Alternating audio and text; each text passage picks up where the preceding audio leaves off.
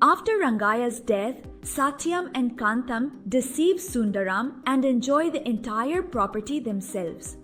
Saundarya, his wife Lakshmi, is sent away to live in the huts opposite their house. One day, a sage comes to Satyam's house for alms, and Kantham directs the sage to go to Sundaram's house.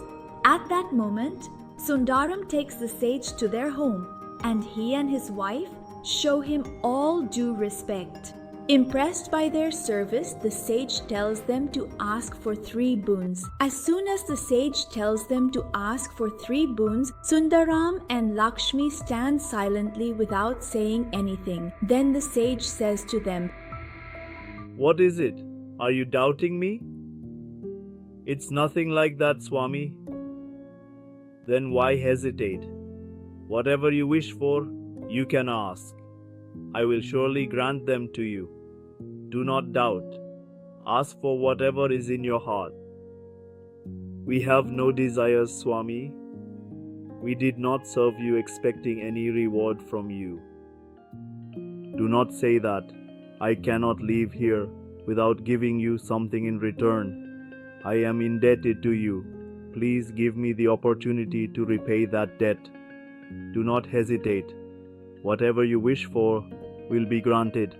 Please decide quickly, as my journey is being delayed."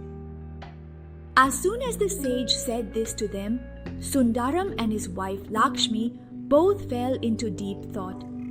After pondering for a while, they hoped for something like this.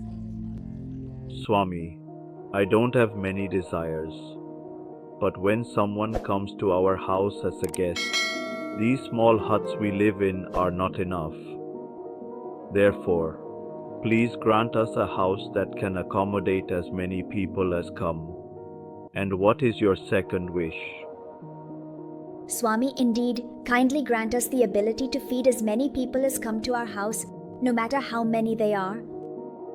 "And what is your third wish?" "Swami, grant both of us the wisdom and understanding to help anyone who comes to us for assistance in our hearts and minds, without ever feeling pride, with humility and grace in every situation we encounter, and without expecting anything in return. That is all." "Ah, I have indeed traveled across the whole entire country, but I have never seen a couple as virtuous and noble as you. You have truly asked for the boons that I granted, not just for your own benefit, but to help others, selflessly. Your wishes will certainly be fulfilled beyond measure. May you always remain happy." Saying this, the sage granted them the 3 boons and then departed on his way. Meanwhile, when Satyam and his wife woke up and went outside, they saw that the old hut in front of their house had disappeared, and in its place stood a dazzling palace. Inside, Sundaram and his wife Lakshmi were adorned with all kinds of diamond jewelry. Curious to know what had happened, they both ran to Sundaram to ask him. Then Sundaram explains everything that happened to them in great detail. Immediately, they both come outside and start talking to each other. "Did you see how big the palace is? Just looking at it makes me dizzy. And did you see your brother and his wife's attire? How many varieties are there?" "Yes, I really can't believe it. It's like they stepped on a fox's tail. That's why fortune favored them. That's why fortune blessed them in the form of that sage." "There's no luck involved. The pickle didn't break. If that sage had come to our house last night, I would have won. But that ascetic went to your brother's house and gave them blessings." "Really? What you're saying is, you did so much work that you got this clever idea. You could have woken me up at that time, right?" "Never mind about me. But even now, it's not too late for us. The sage hasn't even left the village yet. You can go immediately and bring the sage back home. We can serve, and those 3 weeks won't go to waste." "Have you lost your mind? Do you think if we threw him out last night and now go to invite him, he will come? He might hit us with his water pot. What if, in anger, he turns me into a stone or something? What would the situation be then?"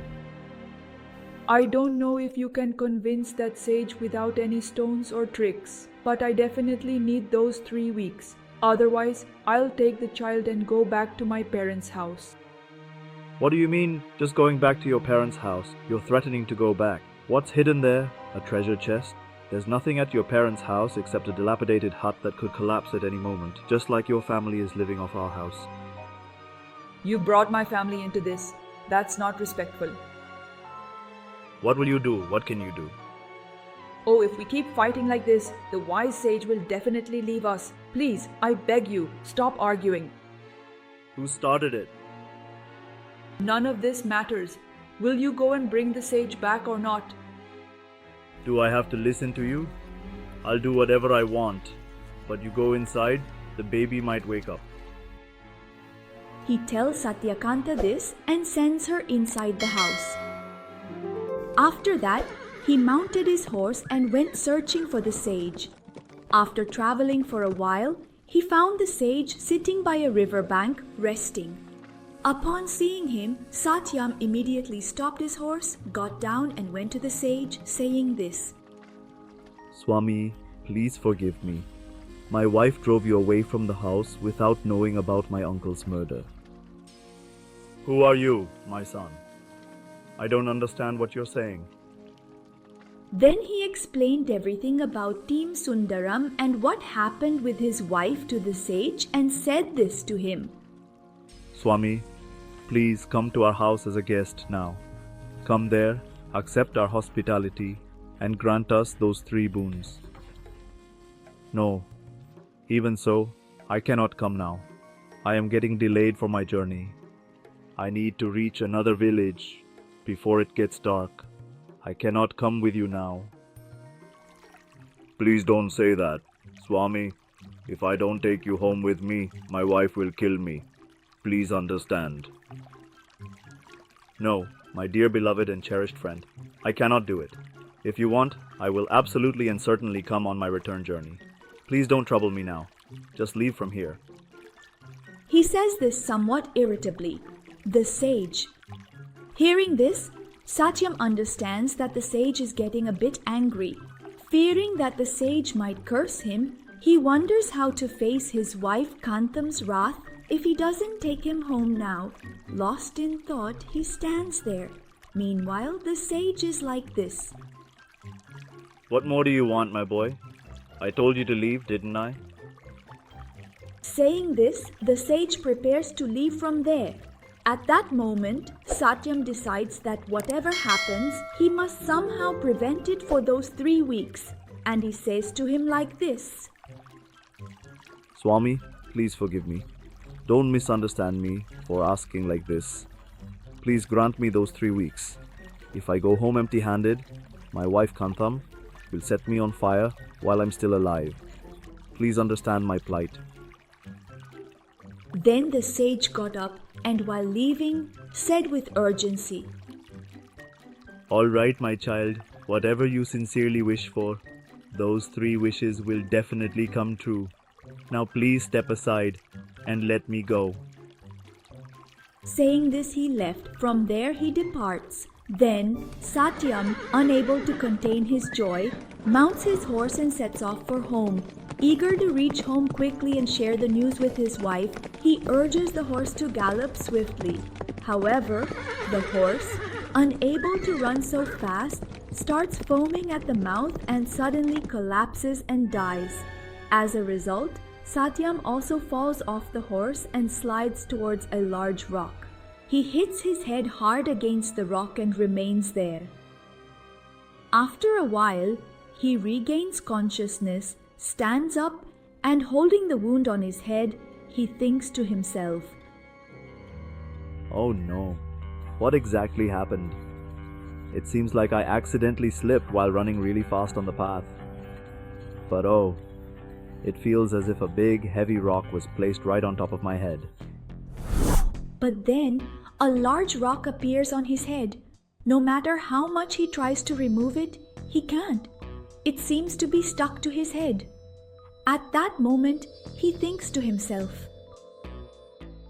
What is this? A rock stuck to my head. Maybe whatever Swami desires in his heart is what happens, right? That's why this is happening. Should I wish for this rock to fall off my head? No. One wish has already been wasted. There are still 2 years left. Somehow, I need to reach home quickly, tell them this isn't right, and use the remaining 2 wishes to ask for wealth and prosperity. No matter how very difficult it is, he carries that big, heavy rock on his head and reaches home by midnight. Waiting at the doorstep for Satyam to return, Kosankantam sees Satyam carrying the same rock and says to him, Why are you carrying the rock on your head even though it's so late at this very late hour of the night? Didn't the sage come by any chance at all? Oh, that position is currently just taking a little bit of a breather at the moment. Why did it take so long? As soon as he sat down, Nikon, unable to respond due to exhaustion, thinks to himself like this. Oh God, the questions haven't stopped. If he had this rock on his head, he would know. It's so difficult to talk while carrying this. As soon as Nikon thought to himself, the large rock on his head suddenly and mysteriously vanished completely, and the reason became clear. Then he understood the truth. Because of his people's wishes, the rock had disappeared over time and with patience, but the inability to bear the weight of that rock was similar to the truth. God forbid Babu's discussion.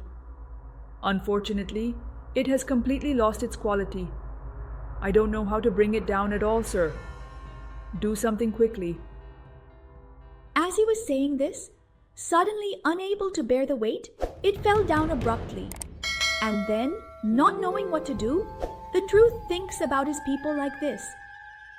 Oh God, what should I do now? Only 1 wish is left. Oh dear.